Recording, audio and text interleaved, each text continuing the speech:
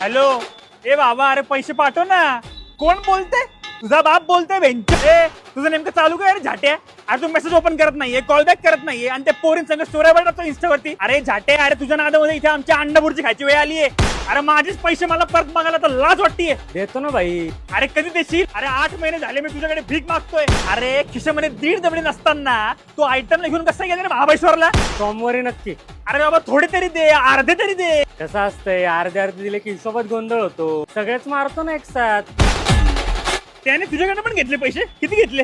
हो ना भाऊ, 800 रुपये घेतले माझ्याकडून. 800 रुपये? आईला, हा लहान पोरांना पण सोडत नाही रे. आता काय करतो काय रे पैशांचा हा?